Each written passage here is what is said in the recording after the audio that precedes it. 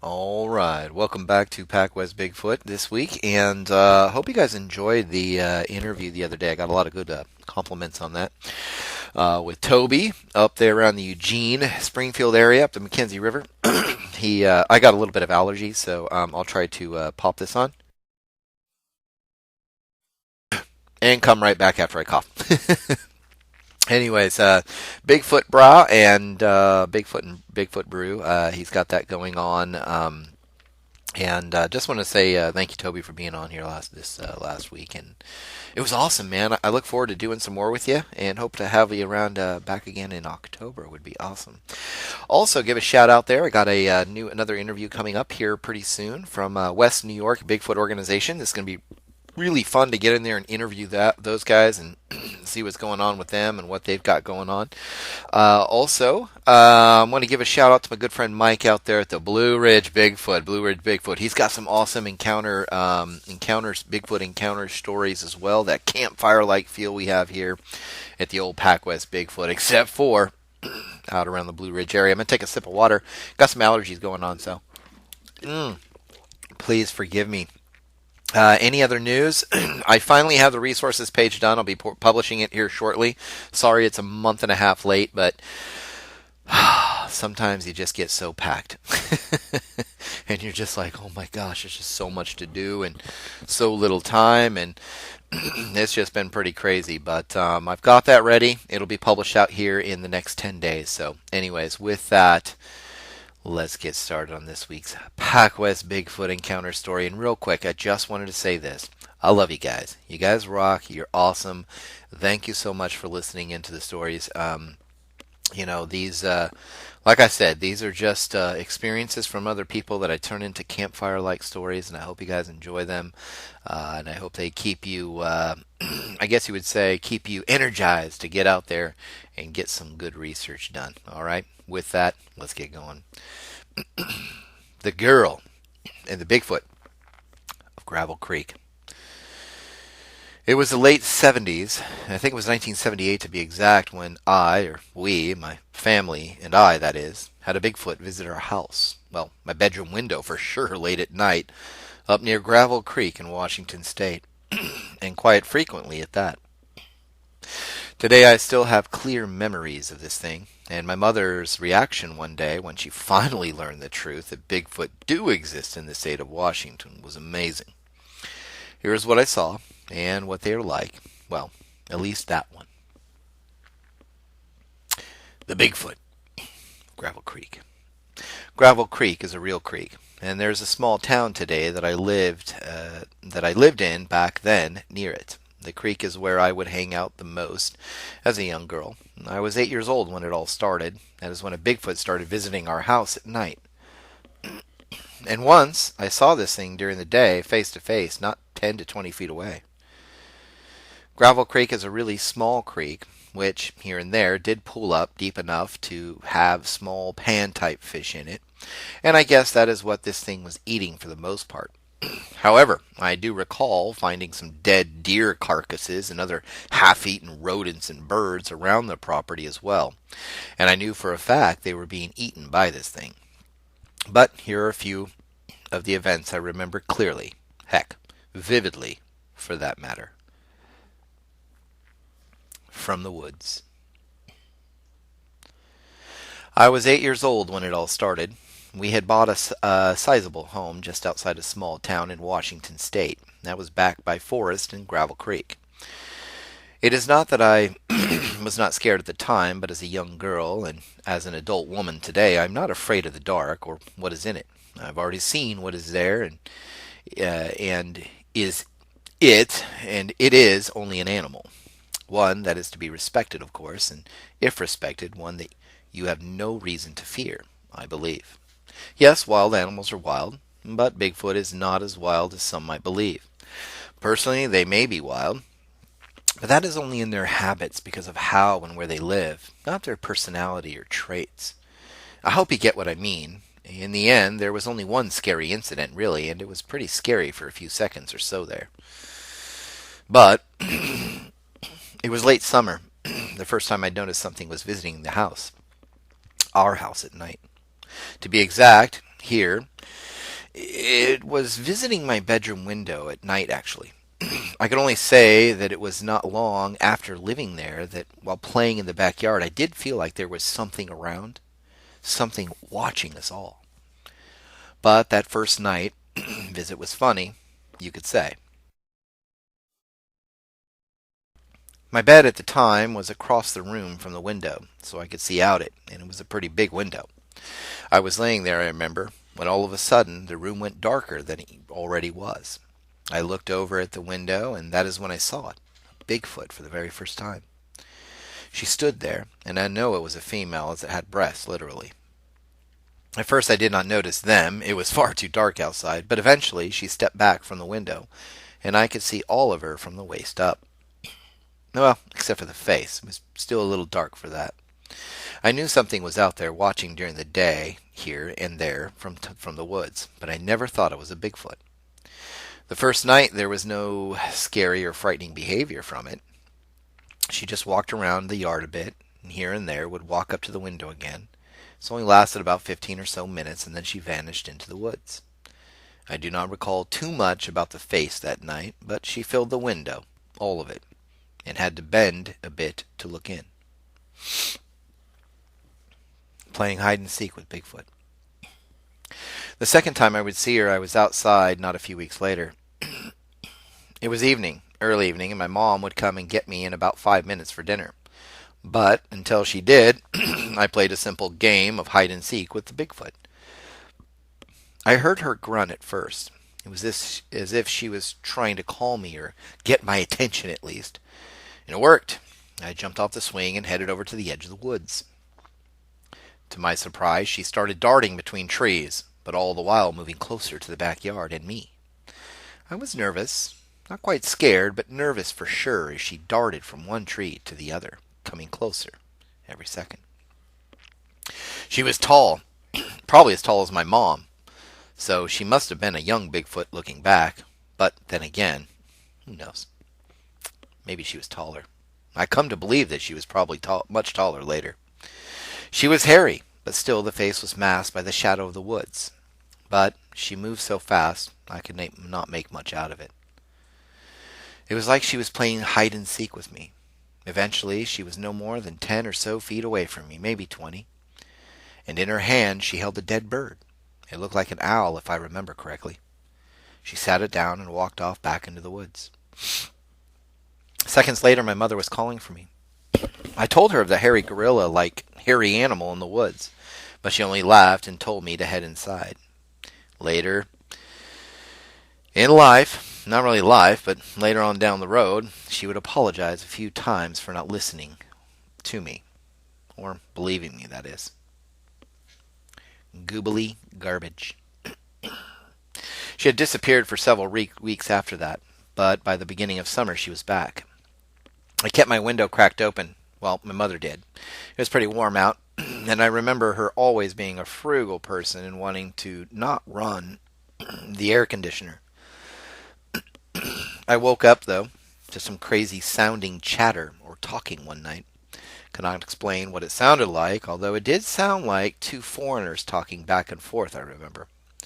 So I had come to learn there were two Bigfoot out there in reality, but I'd only ever seen the one. I got up and walked over to the window, and near the edge of the woods, just inside the light from the street light in the front driveway, I could see her. She walked back and forth, chattering with the other, who was somewhere in the woods, but not far away. It was weird sounding, and as she walked in and out of the light, I could make more out of what she looked like. Her color of hair was brown, dark brown. She was tall as the top part of my bedroom window. Today, I think she was actually taller, probably around 7.5 foot tall. She walked with knees bent, and when she stood still, her arms were long, real long.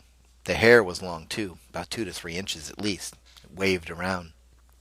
Her face, and this I could see close up later, was very monkey-like, except for the nose. It was longer, not too mushed up like a gorilla, but more like yours or mine. Yes, it did seem flatter than ours, but it was not the nose of some monkey, that's for sure. Before, when I'd seen her in the backyard close up, Still, she was in the shadow, and that brow line across her in the size of her forehead just darkened her face, and I still couldn't see it until now. The chattering kept up for about 10 or so minutes until I sneezed. I tried to hold it back, but I squealed nonetheless, and that had the Bigfoot stopping immediately and stared suddenly into my direction. I ducked down and ran back to my bed. She never approached the window that night, and I think she moved off as the chattering or talking stopped, and I fell asleep soon after. The scary part. Like I said, most of the interactions, visuals, and so on were rather benign, to be honest. But there was one night that changed all of that and made me somewhat weary. Not scared, but somewhat weary about these things and trusting them completely. Yes, I will admit that night, and for a time, as a little girl, I was scared. But later I got past it, and looking back, I think it wanted me as its own, as you might see or come to understand as well, hopefully here. It was a couple weeks later, and my mom had rearranged my bedroom, and the bed was near the window. I was not scared, nervous maybe, but scared not at all up to that point, up to that one evening at least. I heard her approach my window that night. The heavy footsteps that crossed the yard in just a few strides were unmistakable by then. It seemed to be pacing, walking back and forth just outside my window again. I really wanted to look because up to that point I was, as I stated, not scared of this thing.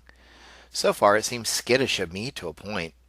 At least it never really approached me outside the house other than the one day for peekaboo and coming to my window.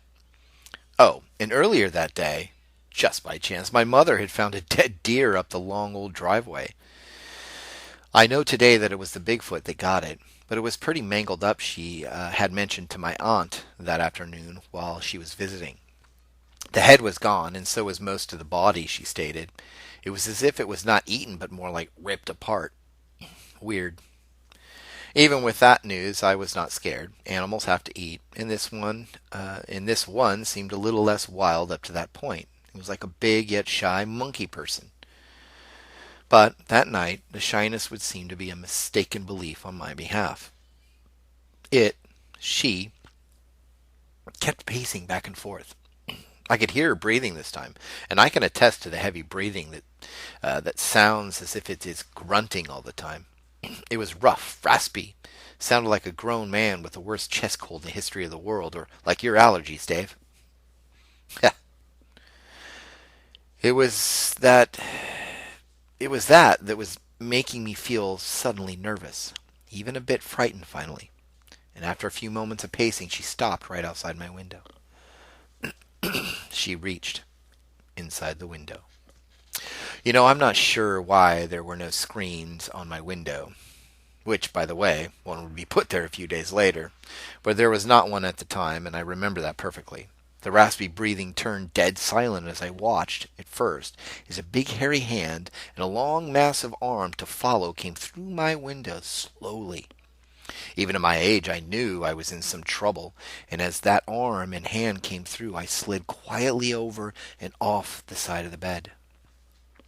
She kept her hand inside the window for a few seconds, just moving it around in the air slowly as if trying to find me, which I wholeheartedly believe she was intending to do. Seconds later, she pulled her arm back, fast, slapped the side of the house, and stomped off, screaming. It was so loud, my mother came running from upstairs to my room, thinking I was the one screaming, but it was not me. She found me on the floor, curled up with my knees up to my chest and my arms around them. I was not crying, but I was scared for sure. She asked me what happened, and I told her the truth. She was still unsure of my story, but she did move my bed the next day and took a trip into town to order a screen for the window. Personally, she thought it might have been a cougar or a bear trying to get me or get inside the house. She told me of the scream a big cat can make. But that was not just a scream. It was hollering, like a mad person being crazy and going crazy. There was no footprints outside or any other evidence that something was outside the window other than my account and the screaming we both had heard that night, the very next day. It was not until a year later that my mom would believe me, finally.